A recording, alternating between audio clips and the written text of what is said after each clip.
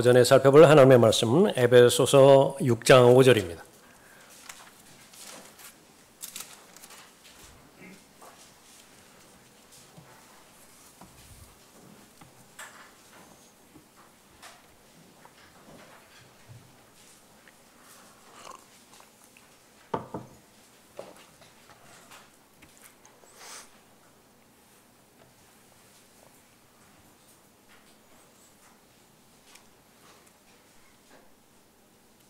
오절부터 9절까지 받들어 읽겠습니다.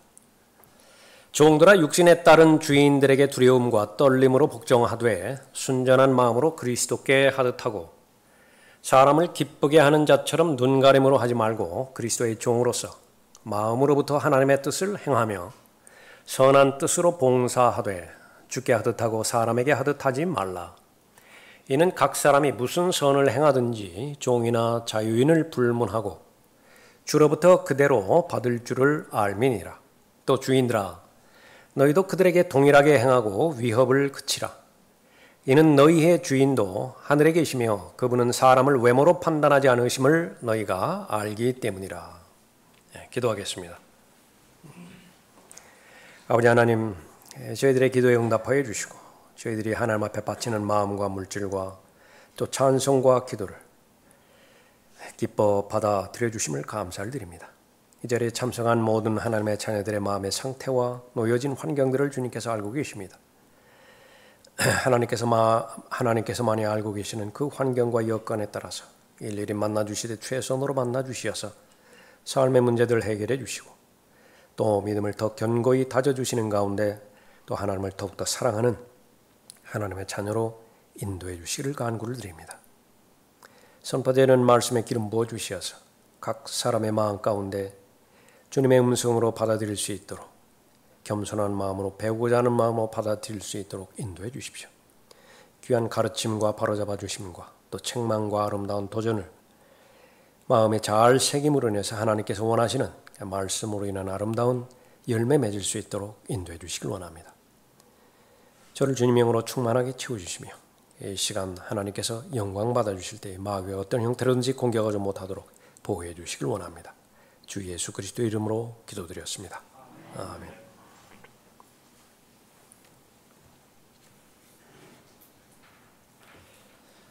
성경적인 대인관계라고 하는 제목으로 말씀드리겠습니다.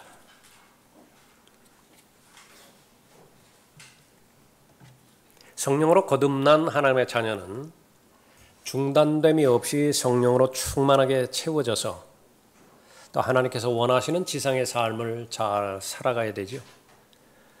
거듭난 하나님의 자녀가 이제부터는 자신의 뜻과 생각대로 살았다고 한다면 구원받은 이후에는 하나님의 뜻을 발견하고 또 하나님의 뜻대로 실행해야 되죠.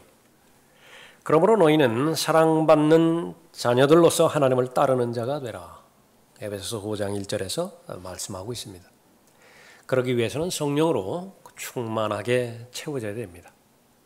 자기를 부인하고 성령 충만한 삶이 유지될 때에 바로 하나님을 따르는 영역에서 성경대로 잘 따를 수가 있게 되는 것입니다. 바로 하나님을 따르는 삶은 오늘과 같은 제일 직접적으로 경배드리는 삶이겠죠. 여러분이 참된 경배자로 발견돼서 하나님 앞에 영과 진리로 경배드린다라고 하는 것은 성경적인 관점에서 볼 때에 성령으로 충만한 삶을 살고 있다 그렇게 말하는 것입니다. 그 다음에 여러 가지 개인적인 삶을 포함해서 특별히 가정생활에 있어서 남편과 아내의 그런 건전한 삶을 사는 데 있어서도 성령으로 충만한 삶이 유지되어야 되고요. 또 부모와 자녀의 삶에 있어서도 마찬가지입니다. 오늘 읽은 본문은 바로 주인과 그렇게 종의 관계인데 이 부분도 마찬가지입니다. 어느 영역 하나 성령으로 충만해야 된다라고 하는 것을 강조하지 않는 그런 영역이 없는 것입니다. 우리가 이 세상 삶을 살아갈 때에 바로 여러 가지 계층들이 있게 마련이고 시대 때마다 또 하나님께서 부여해 주시는 각각의 권위들이 있죠. 그 사실들을 우리가 잘 알 때에 바로 성경대로 사는 사람으로서 특별히 성경적인 대인관계 잘 유지함으로 인해서 어떠한 하나님께서 맺어주신 관계 가운데서도 열매를 맺게 되는 것입니다. 제가 근무하던 그 포천의 그 육군단 사령부에는요, 교회 내 그 부대 내에 군대가 하나 있었는데 이름이 진군교회였어요. 그 부대장의 종교에 따라서 그 시시각각으로 변하는 것이 그 종교 활동인데 그때는 기독교인이었습니다. 그 군단장이 별 셋이었는데요. 그러니까 주일이 되어지면은 이제 부족한 자리 채우느라고 각 부대장들은 계속 청용합니다. 교회 나가라고. 거기에는 참모장 자리가 따로 있었고요. 별 하나인데. 군단장 자리가 하나 있습니다. 별 3개 자리. 그리고 2등병부터 다 모여서 경배를 드립니다. 경배가 끝나죠. 그럼 이제 서로 인사들을 합니다. 거기에 갓 2등병을 단 그 신참이 중장을 봤을 때 어떻게 대해야 될까요? 그러니까 실제적인 문제겠죠. 어느 회사에 들어갔는데 그 회사 사장이 그리스도인이에요. 자기도 그리스도인입니다. 업무를 해야 되고 사장은 그 사원을 어떻게 대해야 되고 또 사원은 어떻게 대해야 되겠습니까? 초대교회 때에 이 통계에 의하면은 이 로마 제국에는 5천만 명 이상의 노예들이 있었습니다. 전쟁에서 계속 승승장구하니까요. 포로로 잡혀온 적군의 그 포로들은 다 노예로 해서 그 전공에 따라서 다 나눠주죠. 그러니까 노예가 넘칩니다. 그런데 그 사람들이 예수 그리스도를 개인의 구주로 믿고 영접해서 구원을 받았어요. 경배드리기 위해서 교회로 나갔겠죠. 많은 주인들이 있었는데 그 주인들도 복음을 전해 듣고 구원을 받았습니다. 한 교회 내에 주인도 있고 노예도 앉아 있어요. 둘 사이는 어떻게 관계를 해야 되죠? 이것이 시점이 되어서 기록된 것이 우리가 읽은 본문의 문맥이고요. 또 각 상황과 여건은 다 다르지만은 상하 관계가 다 있습니다. 그 관계 가운데서 어떻게 적용할 수 있는 것인가 오늘 가르쳐 주시고자 하는 본문의 가르침의 내용이기도 하는 것입니다. 바람직한 인간관계. 아랫사람은 윗사람에게 순종해야 되고요. 윗사람은 아랫사람들에게 사랑과 공의로 대해야 됩니다. 첫 번째로 살펴보는 것은 본문 말씀대로 보면 종은 바로 주께 하듯이 주인에게 순종해야 된다 말씀하고 있습니다. 5절을 보십시오. 종들아 육신에 따른 주인들에게 두려움과 떨림으로 복종하되 순전한 마음으로 그리스도께 하듯 하고 사람을 기쁘게 하는 자처럼 눈가림으로 하지 말고 그리스도의 종으로서 마음으로부터 하나님의 뜻을 행하며 선한 뜻으로 봉사하되 주께 하듯 하고 사람에게 하듯 하지 말라. 제일 먼저 우리가 살펴봐야 되는 것은 모든 그리스도인은 그리스도의 종이라고 하는 사실입니다. 주인의 신분에 있건 노예의 신분에 있건 왕의 신분에 있건 아니면은 그 시민의 신분에 있건 모두가 다 구원받았다라고 한다면 바로 그리스도의 종이라고 하는 사실이에요. 하나님께서 섭리 가운데서 사람을 만나게 해주실 때인데 주종 관계부터 시작해서요. 친구 관계, 남편과 아내 관계, 또 동료 관계, 부모와 자녀 관계 모든 관계를 허락해 주시겠죠. 그때의 공통적인 사실 하나가 있는 것인데 그 관계가 하나님의 뜻 가운데서 유지되어지는 관계가 되기 위해서는요. 반드시 그 둘 사이에 주 예수 그리스도께서 개입되셔야 된다는 것입니다. 그래서 지금 5장 전체 6장까지 오는 부분에서 볼 때도 남편과 아내 사이에서도요. 주 안에서 부모와 자녀 사이에서도 주 안에서 오늘도 마찬가지입니다. 오늘 본문에서도 바로 주인과 종의 관계에 있어서도 반드시 주님이 개입하세요. 주께 하듯이 주 안에서라고 하는 부분이죠. 이것이 핵심입니다.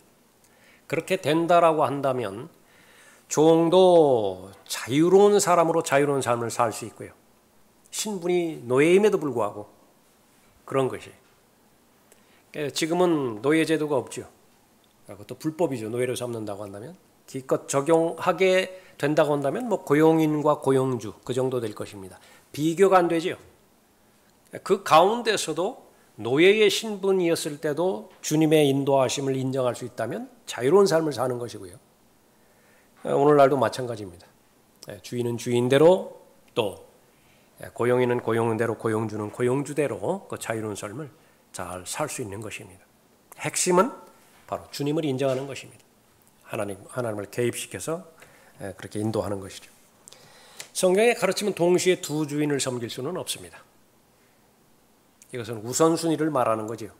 하나님을 최종권으로 가장 높이 있는 주인으로 섬기는 상태에서 하나님께서 사람들에게 주신 권위들이 있습니다. 그 권위들에 순종할 때에 아름다운 질서가 이루어지는 것입니다. 그래서 나는 하나님의 종인가 또 세상의 종인가 늘 확인할 수 있어야 되고요. 나는 예수 그리스도의 종인가 사람의 종인가 확인할 수 있어야 되는 것입니다. 그래서 그리스도의 종, 모든 것이 하나님을 사랑하는 그 사랑이 동기가 되어서 주어진 지침들, 주어진 명령들에 순종하는 사람입니다. 요셉 잘 아시죠? 요셉. 포디발의 집에 노예로 팔려가서 상당 기간 노예 생활을 했습니다. 그 섬김입니다. 특징은 항상 하나님께서 요셉이 어디로 가든지 무엇을 하든지 하나님과 함께 하셨다. 하나님께서 요셉과 함께 하셨다. 그래서 형통하게 하십니다. 성공하게 하세요. 종이 성공해 봐야 얼마나 성공할까요? 근데 그것을 포디발이 지켜봅니다. 다른 사람하고 달라요. 관리인으로 세우죠. 요셉은 한 번도 잊지를 않았습니다. 자기가 주인이 아니라고 하는 사실을. 오늘날로 말하면 청직이 아니겠어요? 관리인으로서 자신이 맡은 일을 잘 관리하고 담당을 합니다. 그가 요셉을 자기 집과 그가 소유한 모든 것을 관리하는 관리인으로 세울 때부터 주께서 요셉으로 인하여 그 이집트인의 집에 복 주시니 주의 복이 그의 집과 그의 들에 있는 모든 소유 위에 임하더라. 하나님께서 복 주시는 방법입니다. 하나님께서 아브라함을 불러주셨죠. 아브라함 한 사람에게만 복을 주시는 것이 아니라 아브라함을 통해서 전 민족들이 다 복을 받게 하시는 것이 하나님의 계획이자 목적이에요. 그러기 위해서는 아브라함은 순종해야 됩니다. 얼마나 많은 고난을 당했어요? 하나님의 원리입니다. 나아만을 섬겼던 여종을 우리는 알고 있습니다. 비참하죠. 포로로 끌려간 거예요. 시리아 장군 군대 대장 그 나아만의 가족이 그것도 어린 나이에 성경에서 오죽했으면 한 어린 여종이라 그렇게 기록했겠습니까? 요셉도 어린 나이였고요. 이 여종도 어린 나이였습니다. 아내를 이 나아만의 아내를 시중두는 그런 위치였는데 그 문둥병에 걸렸죠. 그러니까 확신하는 것은 있었습니다. 자기 아내가 주인이었는데 그 아내 위에 나아만 장군이 있었죠. 그 나아만 장군 위에 이 어린 소녀의 진짜 주인이 있었어요. 근데 그 진짜 주인을 신뢰했던 어린 여종이었습니다. 아내에게 말하는 거예요. 나을 수 있다. 나을 수 있다. 이거 목숨 내놓고 하는 얘기예요. 목숨 내놓고 해야 되는 것입니다. 그러나 그건 전혀 상관이 없었습니다. 바로 누가 내 위의 주인이고 누가 그 주인 위에 진짜 주인인 것인지 잘 알았던 사람들이 요셉도 그렇고 또 나아만을 섬겼던 여종도 그렇고 우리에게 말씀해 주는 것입니다. 섬김이라고 하는 하나님의 말씀을 대할 때에 누가 주인이냐 진짜 주인이냐 그것을 우선적으로 우리가 확인해 봐야 되고요. 조건은 두려워하는 마음으로 복종해야 된다 그렇게 말씀하고 있죠. 종들아 육신에 따른 주인들에게 두려움과 떨림으로 복종하되. 복종이라고 하는 말 그것은 상하관계를 규정시켜주는 말이죠. 명령입니다. 명령이 떨어지기를 기다리는 거예요. 항상 대기하고 있습니다. 명령이 주어지면 주저하지 않고 그 즉각적으로 그 명령을 실행하는 것인데 또 하나의 조건은요. 기꺼이 자원하는 마음입니다. 결코 쉽지 않습니다. 오늘 본 말씀은 우리 개인의 삶을 살아가는 데 있어서 적용하기가 결코 쉽지는 않아요. 그러나 명백한 사실은 하나님께서 원하시는 명령이에요. 그렇게 하라는 것입니다. 성령 하나님으로 충만해질 때에 어려울 것이 없지만은 그러나 성령을 배제시킨다고 한다면 자신의 자존심부터 시작해서 이 하나님의 말씀만큼은 실행하지 못할 그런 말씀으로 제한하게 되어지는 것입니다. 사람을 두려워하는 것은 하나님의 뜻이 아닙니다. 성경에서 언급하고 있는 두려움은요. 하나님의 말씀에 불순종하게 될 때에 나타나는 결과를 두려워하는 거예요. 두려움과 떨림 가운데서 복종하라 그렇게 말씀하셨을 때도 마찬가지입니다. 하나님께서는 나를 주인의 위치에 넣어주시기도 합니다. 하나님께서는 나를 노예의 위치에 넣어주시기도 해요. 그런데 노예가 복음을 듣고 구원받았을 때에 하나님께서 말씀하시는 것은 그 노예의 신분으로부터 놓여지려고 애쓰지 말라. 노예로서는 잘 이해가 안 돼요. 그 말은 하나님의 자신감을 나타내는 것입니다. 자신 있다. 노예의 신분이라 하더라도 세상의 관점에서는 비참하고 온갖 부정적인 그런 그 상태라 하더라도 하나님께서 성령을 통해서 주시고자 하는 모든 약속들, 그 증거들, 열매들, 그것을 바로 노예의 신분인 구원받은 그리스도인에게 나타나게 한다는 것이에요. 진리를 알게 할 것이고 그 진리로 말미암아서 자유를 경험하게 할 것이라고 자신감 가운데서 말씀하는 것입니다. 그 사실을 우리는 알아야 되는 것이죠. 우리는 우리에게 주신 권위들을 알고 있습니다. 제일 직접적으로는 국가의 권위가 있죠. 국가의 권위에 의해서 법들이 집행이 되어지죠. 그래서 그리스도인은 4대 의무를 실행해야 됩니다. 그리스도인은 법의 권위에 복종해야 되는 것이지요. 그리스도인이기 때문에 그렇습니다. 대한민국 국민이기 이전에 순전한 마음으로 복종해야 된다 말씀하시죠. 순전한 마음으로 그리스도께 하듯하고, 순전한 마음이라고 하는 것은 그 다음에 설명을 하는 것인데 눈가림으로 하지 말라라고 하는 거예요. 사람을 기쁘게 하는 자처럼 눈가림으로 하지 말고 그리스도의 종으로서 마음으로부터 하나님의 뜻을 행하며 선한 뜻으로 봉사하되 주께 하듯하고 사람에게 하듯하지 말라. 여기에서 이제 주체성을 결정지을 수 있습니다. 누가 나의 사장이냐? 누가 나의 고용이냐? 눈에 보이는 것은 바로 그 사람이죠. 그 대표이사예요. 그 소유주의입니다. 그러나 그 위에 앉으신 분을 보라는 것입니다. 하나님께서 우리의 삶의 필요를 채워주십니다. 공중의 나라 되는 새도 하나님께서 책임져 주시죠. 짐승도 여우도 하나님께서 책임져 주세요. 창조주시기 때문에 그렇습니다. 사람의 모든 삶의 필요 책임져 주십니다. 어떻게 책임져 주실 것이냐? 어떤 대리인을 통해서 필요를 공급해 주십니다. 그것이 여러분의 상사예요. 그러니까 여러분의 대표이사입니다. 여러분의 소유주예요. 직장의 소유주입니다. 나에게 월급을 주는 실제적인 그 인물이 사장이라고 생각할지 모르지만은요.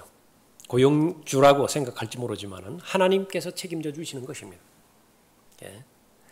목사는 성도들이 낸 헌금으로 인해서 삶을 영위해 갑니다. 성도가 목사를 먹여 살리는 것 아니에요. 성도들은 하나님께 헌금하는 것입니다. 돈을 바치는 것이에요. 하나님께서는 그 필요를 목자에게 공급해 주는 것입니다. 이것에서 벗어나면 어려워져요. 성도의 삶도 어렵고 목자의 삶도 어려워지는 것입니다. 여기에서 벗어나면 서로 눈치 보기 바쁩니다. 성도는 목사의 눈치 보기 바쁘고 목사는 성도의 눈치 보기 바쁜 것입니다.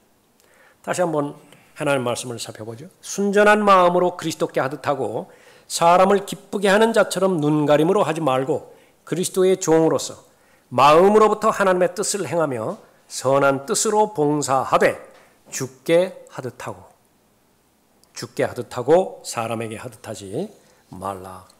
이 부분은 복음 증거하는 데 있어서도 똑같은 원리가 적용되어지는 것입니다. 복음을 증거하는 데 있어서 목표가 그 사람을 모으는 데 있다고 한다면 아첨해야 돼요. 하나님의 말씀에 기교를 섞어야 됩니다. 왜냐하면 먹기에 부드럽게 해줘야 되거든요. 그러나 절대로 바울은 그렇게 하지 않았다고 말합니다. 왜냐하면 구원의 대상이 죄인임에도 불구하고 죄인이지만 그러나 그 죄인을 구원하게 하는 능력은 하나님께 있습니다. 사람을 기쁘게 하는 데 있지 않고 또 하나님만을 기쁘시게 하는 데 있다라고 증거하고 있죠. 우리의 권면은 기만이나 부정이나 교활로 말미암지 않았고 오히려 하나님의 승인을 받아 복음을 위탁받은 대로 전하노니. 죄에 대해서 하나님께서 말씀하라고 하셨으면 하나부터 열까지 다 말해야 되는 거예요. 성숙하기 전에 모세처럼요. 내 백성을 가게 하라. 그러지 않으면 내 첫 아들을 죽여버릴 것이다. 뒷부분에 그 부분에는 겁을 집어먹었어요. 그래서 내 백성을 가게 하라. 여기까지만 전한 거예요. 그러나 그 이후에는 달라지죠. 마찬가지로 죄에 대해서 심판에 대해서 영원한 형벌에 대해서 하나님께서 말씀하시라고 했다고 한다면 그대로 전해야 되는 것이에요. 교회 다녀서 구원받는 것이 아니라고 한다면 열심히 종교 생활에서 착한 일 많이 해서 구원받는 것이 아니라고 한다면 그대로 전해야 되는 것이에요.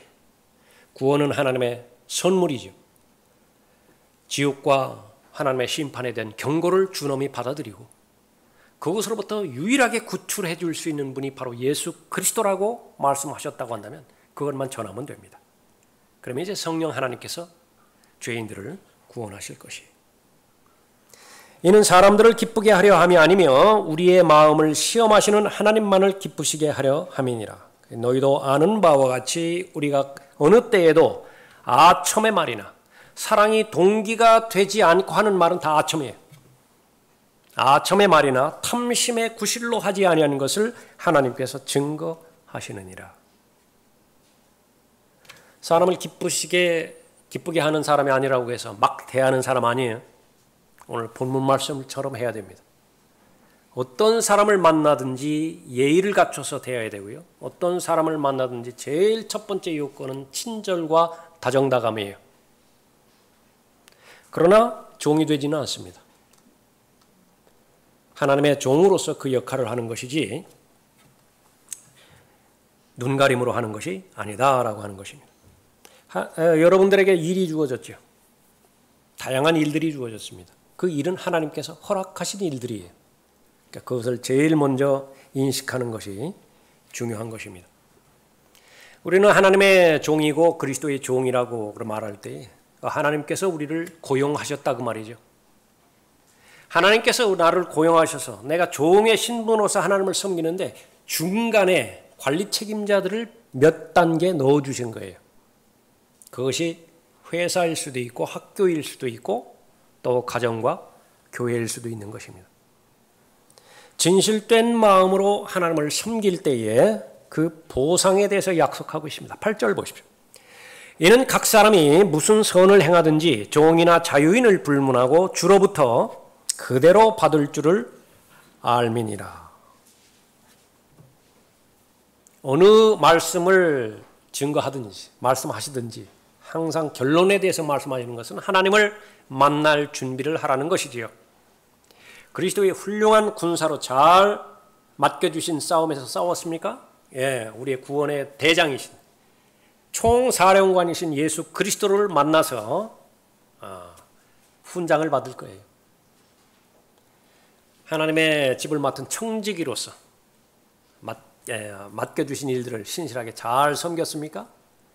그럼 이제 주인과 만나서 결산할 거예요. 잘하였다. 착하고 신실한 종아.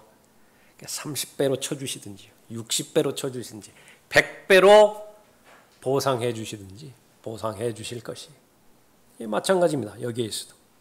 이는 각 사람이 무슨 일을 행하든지 그러니까 노예면 노예로서 종이면 종으로서 주인이면 주인으로서 본인이 혼자 독자적으로 한 건 아니거든요. 하나님께서 넣어주신 위치예요. 직책이에요. 직분이에요. 그 일을 신실하게 잘 했다고 한다면 종이나 자유인을 불문하고, 그때는 종의 신분과 주인의 신분이 다 사라져버려요. 의미 없어져 버려요. 참된 주인을 만나게 됐을 때 뭐만 남습니까? 주로부터 그대로 받을 줄을 알미니라. 보상이 하나님의 말씀에 신실하게 잘 섬긴 결과이죠. 우리의 삶은 반드시 한 번은 끝나게 되어 있습니다. 그러나 끝나는 것으로 모든 것이 다 종결되는 것이 아니죠. 그 삶을 산 내용에 대해서 하나님께 설명해야 돼요. 이것을 미리 알려주신 이유는 당황하지 말라는 것입니다. 아주 당혹스럽게, 수치스럽게 발견되지 말라는 거예요. 미리미리 준비를 하라는 것이죠. 그런데 너는 어찌하여 내 형제를 판단하느냐? 인간관계죠. 갈라디아서 5장 19절 이후부터 계속 기록되는 수많은 죄의 목록들이죠. 다 인간관계에서 나오게 되는 육신의 일들입니다. 나만 홀로 있다. 죄 지을 것이 없어요. 죄 지을 것이 없다가 나만 혼자 있다고 한다면. 또 그 이후에 나오는 성령의 열매들이죠. 사랑부터 시작해서. 이 모든 부분들도 사람과의 관계 가운데서 어떻게 반응하느냐에 따라서 하나님께서 주시는 열매들입니다.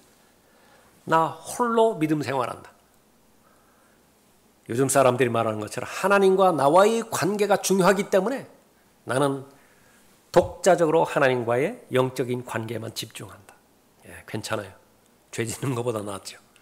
그러나 맺어야 될 성령의 열매는 없어요. 아무런 변화도 없습니다. 1년 지나도 10년 지나도. 지식은 늘어날지 모르지만은 지식으로 말미암는 예수 그리스도의 충만하심에 장성한 분량에까지 이르는 인격은 성장하지 않아요. 그런데 너는 어찌하여 내 형제를 판단하느냐? 관계를 말하는 것입니다. 구원받은 하나님의 자녀로서의 사람들과의 관계. 하나님의 말씀의 원리대로 하는 거지요. 잘 못했어요. 판단하지 말아야 될 형제를 판단해버렸습니다. 어찌하여 네 형제를 없인 여기느냐? 우리가 모두 그리스도의 심판석 앞에 서리라. 이는 기록된 바 주가 말하노라. 내가 살아있으니 모든 무릎이 내게 꿇을 것이요 모든 혀가 하나님께 자백하리라고 하였습니다.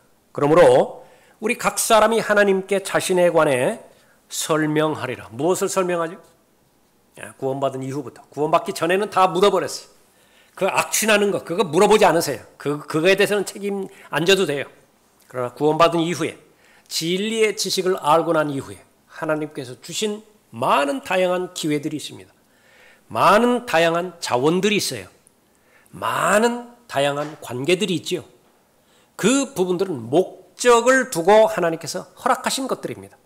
창조주 하나님이시기 때문에 그렇죠. 그러니까 그 부분에 대해서 설명해야 된다 말하는 거죠. 그런즉 우리가 더 이상 서로를 판단하지 말고 도리어 형제들 앞에 거치는 것이나 방해물을 놓지 아니하였는지 판단해야 하리라. 저것도 그리스도인이라고.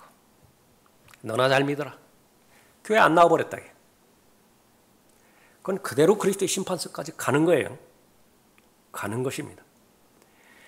우리가 다른 사람으로부터 적대관계를 형성하는 것은 하나님의 말씀 때문이어야만 합니다. 하나님의 말씀을 증거했더니 그 말씀 때문에 나한테 화가 나고 그 말씀 때문에 나를 증오하고 말씀 때문에 나를 배척하고 그것은 성경적이에요. 그러나 내가 겸손한 자리에서 벗어나서 구원받은 것이 마치 내 역량이었듯이 나는 거룩한 사람이고 구원받았으니 나는 하나님에 속한 거룩한 사람이고 당신은 구원받지 못한 아주 저질스러운 악당이고 그 상태에서 말씀을 전함으로 해서 말씀은 옳은 것 같은데 무언가 기분 나빠요. 판단의 대상이에요. 절대로 그런 사람이 돼서는 안 돼요. 개인적으로 예수 그리스도를 증거할 때 그리스도를 대신한 대사로서 그 자격을 정확하게 잘 갖춰야 되는 것입니다. 가장 겸손한 자세에서 왕의 그 메시지를 전달하는 대사로서의 그 품위와 품격을 잃어버려서는 안 되는 것이죠. 하나님의 권위에 순종할 때 보상이 있는 것입니다. 주인은 주인대로, 종은 종대로 마찬가지입니다. 하나님께서 하나님의 자녀들에게 일을 주셨다라고 한다면 그 일은 하나님의 영광을 위해서 주신 거예요. 그래요. 먹든지 마시든지 그 결과는 다 하나님의 영광을 위한 거예요. 그러나 그 먹는 것 가운데 하나님의 영광을 위하지 못하는 것이 있다고 한다면 바로잡아야 되죠.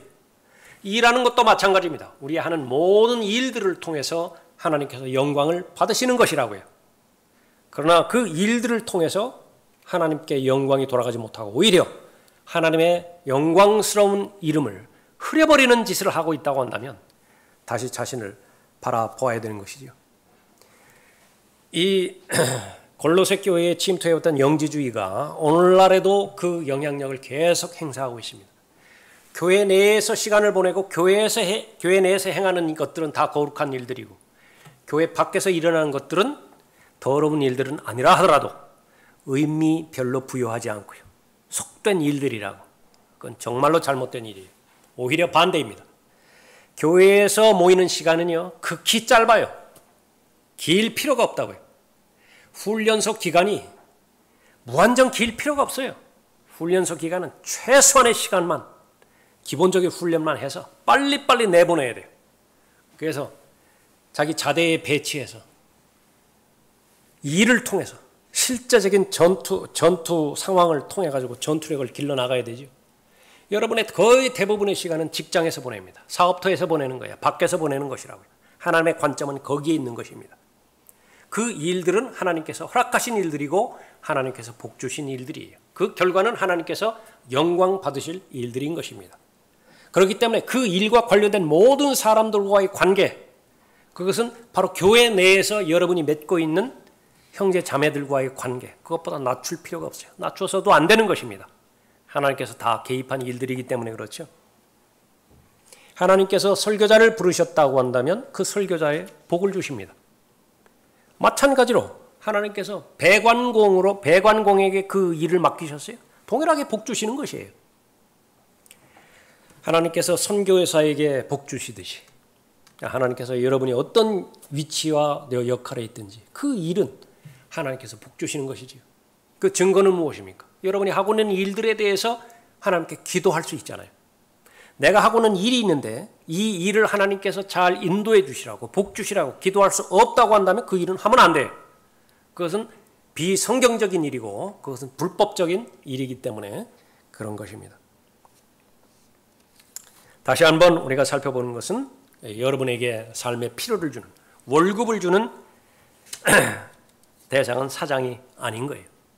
사장을 통해서 하나님께서 삶의 필요를 채워주시는 것이죠. 예수 그리스도를 섬기는 모든 사람들, 예수 그리스도의 종이 된 사람들입니다. 사람들은 높아지기를 원하죠. 예수님의 오른편에 누가 앉을 것이냐, 왼편에 누가 앉을 것이냐 논쟁을 벌입니다. 예수님께서는 분명하게 가르쳐 주십니다. 너희는 그렇게 되어서는 아니 되느니라. 어떻게 되어서는 안 된다고요? 백성 위에 군림하는 자처럼 그런 가치관을 가지고 세상을 살아서는 안 된다라고 말하는 것입니다. 너희 가운데 누구든지 크게 되고자 하는 자는 너희를 섬기는 자가 되어야 하고 너희 중에 누구든지 으뜸이 되고자 하는 자는 너희의 종이 되어야 하느니라. 본인을 말씀하십니다. 인자도 섬김을 받으려고 온 것이 아니라 섬기러 왔고 또 많은 사람을 위하여 자기 생명을 몸값으로 주려고 온 것이라. 종의 도예요. 종의 신분으로서 섬기는 리더십입니다. 서번트 리더십이에요. 이것을 계속 인식하고 우리가 어떤 위치에 있든지 간에 우리는 그리스도의 종이라고 하는 신분을 잊어서는 안 되는 것입니다. 만왕의 왕이시고 만주의 주이신 예수 그리스도도 낮아져서 사람으로 오셨지만은 주인으로 오신 것이 아니에요. 통치자로 오신 것이 아닙니다. 종의 형체를 입고 오셨습니다. 거기까지 낮아진 것이 아니라 죽음까지 낮아지셨는데 가장 저주받은 가장 낮은 죽음인 십자가의 죽음에까지 순종하신 것이죠. 종의 자세를 잊지 않는다라고 한다면 종으로서의 신분, 그 신분에 맞게 삶을 잘 살아갈 것입니다. 성경적인 대인관계, 여러분의 위치에 어떤 위치에 있든지 간에 여러분보다 높은 사람이 있습니까? 복종하십시오. 순종하십시오. 다만 그 사람 위에 있는 하나님을 인식하고 말이죠. 여러분보다 낮은 사람이 있습니까? 물리적으로든 신분적으로든 영적으로든 마찬가지로 서로 존중해야 되는데 그 사람에게 공의로 대해야 됩니다. 두 번째로 구원받은 그리스도인인 주인. 확장하면 하나님께서 권위를 허락해 주신 모든 그리스도인, 그렇지 못한 다른 사람들에게 공의로서 대해야 된다 말씀하십니다. 9절 보십시오. 또 주인들아 너희도 그들에게 동일하게 행하고 위협을 그치라. 이는 너희의 주인도 하늘에 계시며 그분은 사람을 외모로 판단하지 않으심을 너희가 알기 때문이라.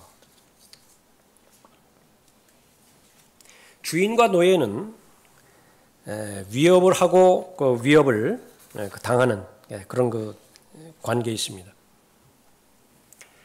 로마 시대에 어떤 사람이 농기구를 세 부분으로 구분을 했는데 하나는 노예이고요. 제일 가치가 나가는 농기구. 두 번째는 짐승이에요. 소나 말 같은 짐승이고. 그 다음에 세 번째는 도구나 수레 같은 것이. 이게 무엇이라고요? 농기구예요. 농기구. 그렇다면 노예가 짐승이나 다른 그 기구하고 다른 점은 무엇이냐? 하나 있는데 말을 할 줄 아는 도구라는 거예요. 그 당시의 가치관입니다. 로마 정치가 카토라고 하는 사람이 있었는데 그 사람의 주장입니다. 늙은 노예는 쓰레기 더미에 던져버려야 된다. 노예가 아프다면 아무것도 먹을 것을 주지 말라. 그런 것에 투자할 돈의 가치가 없다. 병든 노예는 제거해 버려야 하는데 쓸모없는 도구일 뿐이다. 위협하는 것입니다. 아우구스투스 자신이 기르는 메추라기가 있어요. 그 노예가 실수로 그 메추라기를 죽였습니다. 십자가로 죽여버렸어요. 필로라고 하는 사람이 있었는데 크리스탈로 된 포도주 잔을 노예가 깨트려 버렸습니다. 사람의 피를 빨아먹는 칠성장어가 사는 모태, 그 연못에 던져버려서 죽였습니다. 고대 로마의 풍자시인이 유베날리스라고 하는 사람이 글을 썼는데 한 노예 주인에 관한 글입니다. 그 주인이 가장 즐거워하는 시간은 자신의 노예가 매를 맞아 신음소리를 내는 것을 들을 때였다. 그렇게 말하고 있습니다. 이것은 상상도 못하죠. 우리가 사는 이 때에는. 그러나 초대교회의 종과 주인의 관계, 이 부분은 얼마만큼 각 사람을 하나님께서 귀히 여기시는 혼의 관점에서 바라보느냐, 이것이 이제 과제인 것이에요. 오늘날도 마찬가지입니다. 관점은 거기에 있어요. 사람을 혼의 관점에서 보는 것이냐.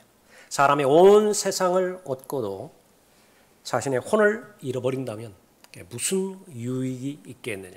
그때의 말은 혼, 몸이 아니죠. 얼마만큼 많은 경력과 많은 학력과 많은 능력으로 이루어진 스펙을 말하는 것이 아니에요. 그것은 몸을 말하는 것이라. 그러나 그 몸 안에 존재하고 있는 진짜 그 사람인 혼, 그것은 하나님의 관점에서 진짜 그 사람인 것인데 하나님께서 혼을 바라보듯이 모든 사람을 그렇게 바라봐야 돼. 특히 주인은 노예들을, 종들을 그렇게 혼의 관점에서 바라보라는 것입니다.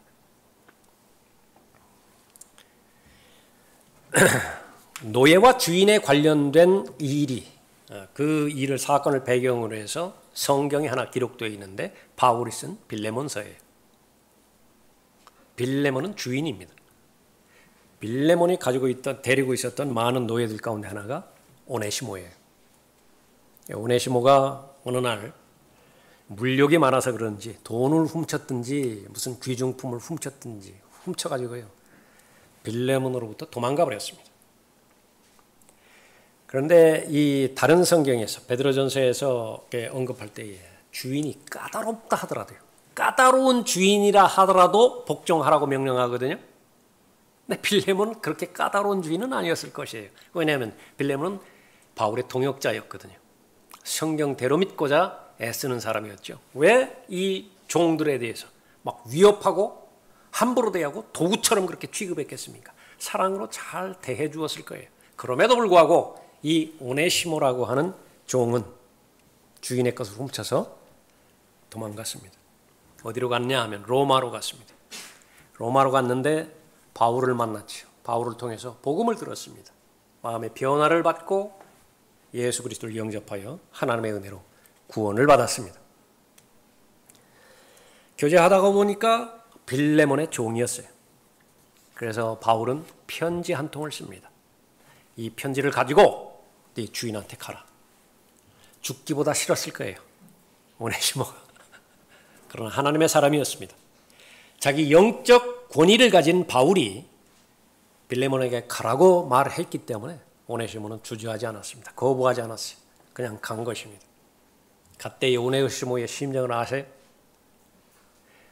거의 10중 8구 죽을 거예요. 그 당시에는 그 짓을 하면 죽는 거예요. 조금 자비로운 주인이라고 한다면요, 사직 가운데서 하나를 거세를 해버립니다. 잘라버려요. 그것은 죄에 대한 대가입니다. 팔이 하나 잘라졌을 때에 그 형을 당한 노예는요, 감사하기 그지없어요. 왜? 죽어야 된다고요. 죽어야 된다고. 그럼에도 살려주었는데요, 오네시모는 그러한 마음으로 빌레몬에게 그렇게 갔던 것입니다. 빌레몬에게 무엇이라고 요구했죠? 여러분이 잘 아시는 것처럼 노예로 대하지 말라. 오네시모를 노예로 대하지 말라. 재산가치로 여기지 말라. 나와 같은 동료라. 나와 같이 구원받은 하나님의 자녀이다. 빌레몬은 어떻게 반응했습니까? 순종했습니다. 이것이 바로 주인과 종에 관련되어서 신약시대, 신약교회에서 우리에게 주시는 교훈입니다. 사람을 인격으로 대할 때는 아무 문제가 없습니다. 남편과 아내도 부모와 자녀도 인격이에요. 아주 유약하고요, 힘이 없고 잘 배우지도 못하고 어린 아이지만은 인격으로 대할 때에 그 자녀를 고의적으로 화나게 하지 않아요. 그러나 인격적으로 대하지 못할 때에 이제 관계가 비틀어지게 되어지는 거죠. 교회 생활 가운데서도 마찬가지입니다. 하나님의 섭리 가운데서 모아주신 거예요. 목사의 입장에서는요, 여러분을 보내주셨다는 사실 자체만으로 하나님 앞에 무한한 감사를 드려야 돼요. 설교자의 말을 들어주기 위해서 왔잖아요. 아닙니까? 그것을 잊지 않으면요, 많은 문제가 해결되는 것이에요. 성도의 입장에서도 마찬가지입니다. 나는 하나님의 말씀을 들어야 되죠. 하나님의 말씀을 들려주실 설교자를 하나님께서 지정해 주셨다. 그거 하나만으로 감사한다고 한다면 역시 마찬가지로 많은 부분이 해결됩니다. 성도 간의 관계도 마찬가지입니다. 예수 그리스도가 아니었다고 한다면, 하나님의 은혜가 아니었다면 세상 어디에서 여러분 만나겠어요? 세상 어디에서 옆에 있는 분들과 만나겠습니까? 그건 불가능해요. 확률 제로예요. 그러나 하나님의 은혜 가운데, 섭리 가운데서 만나게 해주신 것이죠. 존중하는 것입니다. 그러나 어느덧 시간이 흘러질 때요, 이것이 일상화되어지고 이것이 당연시 되어져 버렸을 때에 의도하지는 않았지만 서로 대하는 부분이요, 기능으로 대합니다. 목적이어야 되는 것이 수단으로 그렇게 전락해 버리게 되는 것이, 그렇게 될 때 인간관계가 어려워지는 것입니다. 특히 교회에서는 그러지 말라고 강조합니다. 신약 서신에서는요, 어느 곳곳을 살펴봐도 사람을 도구로 받아들이지 말라고, 대하지 말라고 경고하는 것입니다. 나의 형제들아, 영광의 주 곧 우리 주 예수 그리스도의 믿음을 사람들의 외모로 취하지 말라. 특히 목자들에게 이것은 경고하는 것입니다. 사람들 외모로 취하지 말라.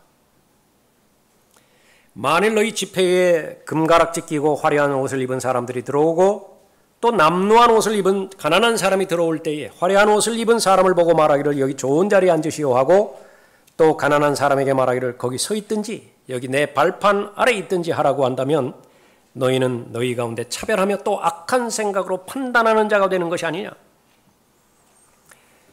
목자는 성도들에게 마음을 별로 주지 않아야 될 대상이 있습니다. 목자의 어려움이에요. 어떤 사람이에요? 진리에 대해서 시간이 지났나도 별 관심이 없는 사람이에요. 분명히 초신자의 단계를 지났음에도 불구하고 하나님을 존중하는 증거가 보여지지를 않아요.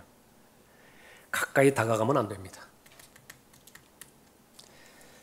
양육하기 위해서, 깨닫게 해주기 위해서, 보호하기 위해서 전력으로 기도하고 또 최선의 노력을 다해야 되는 것은 분명한 것이지만은 마음을 나누는 데는 한계가 있어요. 그런 목자가 가까이 해야 되는 사람은, 동역자로서의 그 마음을 같이 공유할 수 있는 사람은 어떤 사람이냐? 여러분이 잘 아시는 것처럼 신실한 그리스도인이에요. 나를 구원해 주신 구주에 대한 사랑이 넘치고요.